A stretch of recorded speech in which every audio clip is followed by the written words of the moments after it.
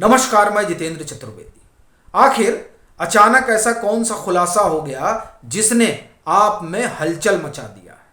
और यह क्यों कहा जा रहा है कि अब तय करना होगा कि दिल्ली का अगला सीएम कौन होगा?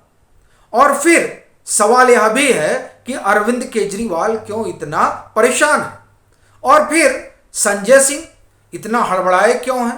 और ये आपके कुनबे में सन्नाटा क्यों पसर गया है? इसी के साथ एक सवाल मनीष सिसोदिया से भी जुड़ा हुआ है। उनके मामले की सुप्रीम कोर्ट में सुनवाई थी। सुप्रीम कोर्ट ने ईडी और सीबीआई को नोटिस भेजा है, लेकिन जो कुछ वहां टिप्पणी हुई, उस टिप्पणी ने एक अलग तरीके का माहौल पैदा कर दिया है, जो कई तरह के सवाल खड़े कर रहा है। और ऐसा लगता है कि आम आदमी पार्टी की सरकार ही कहीं कटघरे में ना आ जाए। वैसे तो कटघरे में आई है। तो अब यह बड़ी चीज है कि क्या हुआ सुप्रीम कोर्ट में। हम लोग यहीं से बात शुरू करते हैं और फिर एक एक मसले पर आते हैं, और खास तौर से कि यह मुख्यमंत्री वाला क्या मामला है।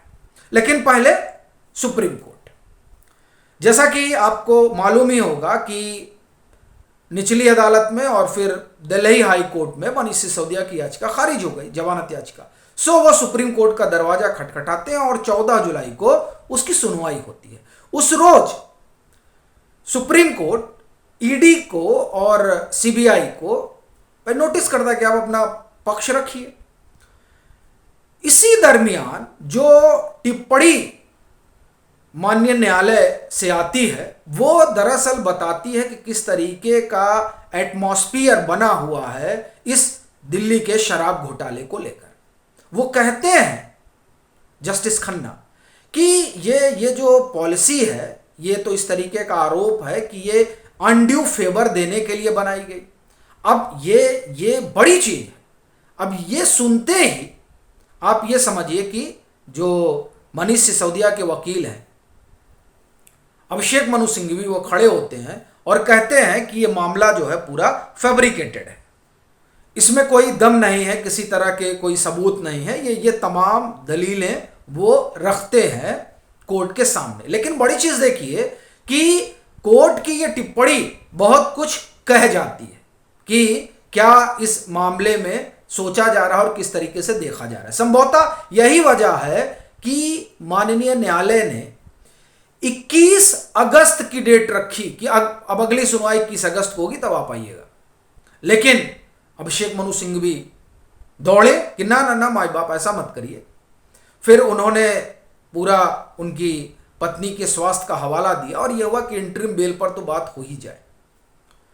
और अब यह हुआ कि नहीं, 21 अगस्त तो बहुत दूर है, तो 28 जुलाई को तारीख तय हुई है कि 28 जुलाई को ठीक है सुना जाएगा। लेकिन आप बड़ी चीज देखिए कि जो बेल, इंटरिम बेल का ग्राउंड बन रहा है, बनाया जा रहा है, वो असल में हेल्थ ही है। यानी कि आप सत्येंद्र जैन का देखिए, इनका जो मामला है, जिस मामले में ये इन लोगों पर आरोप लगा हुआ है, ऐसा लगता है कि उसमें जिस तरह से चीजें हैं उसको देखते हुए संभवतः इन लोगों को भी लग रहा है कि राहत नहीं मिलने वाली। लेकिन जो भी हो, ये तो न्यायालय तय करेगा, पर जो टिप्पणी है वो गंभीर है और इससे बहुत कुछ स्पष्ट हो जाता है। अब बड़ा सवाल यह है कि ये जो चर्चा चल पड़ी है कि मुख्यमंत्री का क्या होगा और ये संजय सिंह क्यों इतना परेशान है, तो दरअसल इस चर्चा की बड़ी वजह आम आदमी पार्टी का अपना अभियान रहा है। जो अभियान अरविंद केजरीवाल ने चलाया, संजय सिंह ने चलाया, वैसे तो इनकी पार्टी नहीं चलाया था, डिग्री दिखाओ अभियान। और उस डिग्री दिखाओ अभियान में कई लोगों ने दिखाया। और अब जिस तरह की खबरें आ रही हैं, जो पूरा साक्षात्कार है शीला भट्ट का, उससे तो एक बात स्पष्ट हो गई है कि इनके उस अभियान का पलीता लग गया। और ये जो कहानी सुनाया करते थे, उस कहानी का तो एक तरीके से ये कहा जाए कि इनको अब जमींदोज कर देना पड़ेगा। वरना जो कुछ शीला भट्ट ने कहा और जो दिल्ली हाई कोर्ट में मामला है पीएम की डिग्री से जुड़ा हुआ, इन दोनों को अगर आप क्लब करें, और तीसरा जो गुजरात यूनिवर्सिटी ने कर रखा है मानहानि का केस इनके ऊपर, इन तीनों को अगर आप एक साथ रखकर देखें तो आप पाएंगे कि पिक्चर बड़ी लार्जर हो गई है। और उस लार्जर पिक्चर में अरविंद केजरीवाल के लिए भी संकट है और संजय सिंह के लिए भी संकट है। और यह संकट किस तरीके से है उस पर तो बाद में आएंगे, लेकिन पहले आप यह समझिए कि 1978 में पीएम बीए, मतलब उस समय वो बीए कर रहे थे दिल्ली यूनिवर्सिटी से, और ये जानकारी असल में मिली कैसे? ये जो दिल्ली हाईकोर्ट में केस चल रहा है, जिस केस की ये चाहते थे लोग जल्दी सुनवाई हो जाए, लेकिन ये हुआ कि नहीं, वो जब अगस्त में संभवतः उसकी डेट है तभी सुनवाई होगी। यानी 78 में वो बीए कर रहे थे और शीला भट्ट ने जो खुलासा किया है कि वो 81 में नरेंद्र मोदी से मिलती है जब वो एमए कर रहे होते हैं। इससे एक बात तो स्पष्ट है कि पीएम का बीए और एमए पूरा करने का जो कालखंड है वो साफ हो जाता है। और यह भी साफ हो जाता है कि जो लोग अभियान चला रहे हैं उन अभियानियों के लिए संकट कितना बड़ा होने जा रहा है। क्योंकि अब जो गुजरात यूनिवर्सिटी ने केस किया है कि ये लोग साख पर बट्टा लगा रहे हैं यूनिवर्सिटी के और झूठ फैला रहे हैं, दुष्प्रचार कर रहे हैं, और उसी मामले में अवमानना है। अब तो ये फंस गए, क्योंकि ये जो इंटरव्यू है ये बहुत बड़ी चीज शीला भट्ट ने कह दी है और एक तरीके से उन्होंने खुलासा किया है, क्योंकि वो कहती हैं कि प्रवीण शेख जो उनके भी मेंटर है और हमारे भी मेंटर हैं।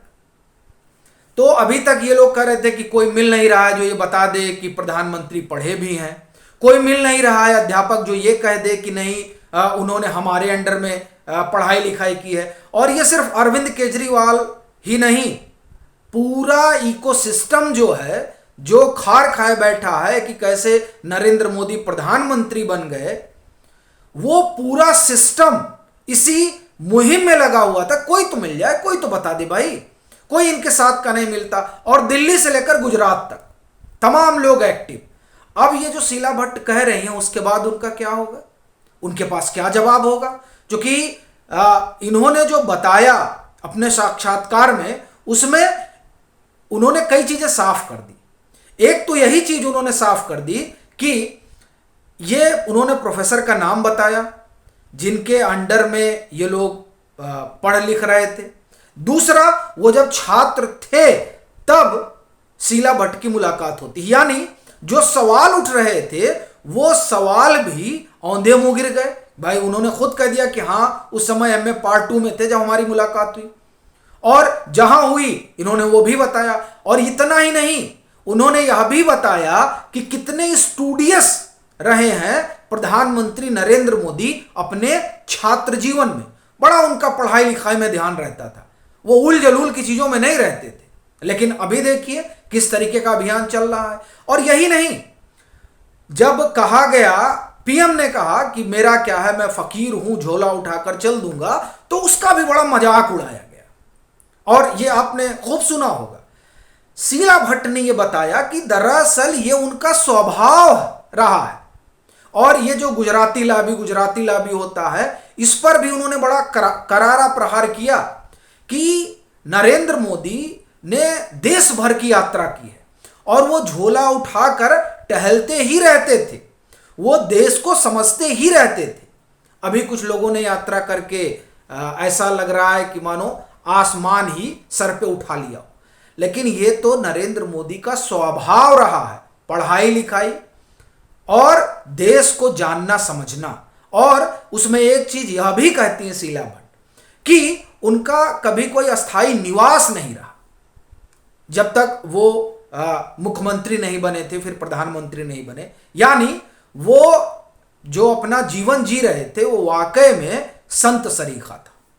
अब ये तमाम बातें सामने आ गई हैं। तो ऐसी स्थिति में ये जो मानहानि का केस चल रहा है उसमें तो अरविंद केजरीवाल और संजय सिंह के लिए तो अब समस्या बढ़ गई है। तो अब ये देखने वाली बात रहेगी कि सीएम किसको बनाएंगे और इनकी सदस्यता जब जाएगी तो जो सजा होगी वो कितने साल की होगी। ये तमाम सवाल अब उठेंगे। पर जो सबसे बड़ा सवाल है वो ये कि जो झूठ फैलाया जा रहा था, जो दुष्प्रचार किया जा रहा था प्रधानमंत्री नरेंद्र मोदी को लेकर, वो औंधे मुंह गिर पड़ा है। आपकी अपनी क्या राय है जरूर साझा करें। मतांतर से नहीं जुड़े हैं तो जुड़े, वीडियो को लाइक करें और खूब शेयर करें।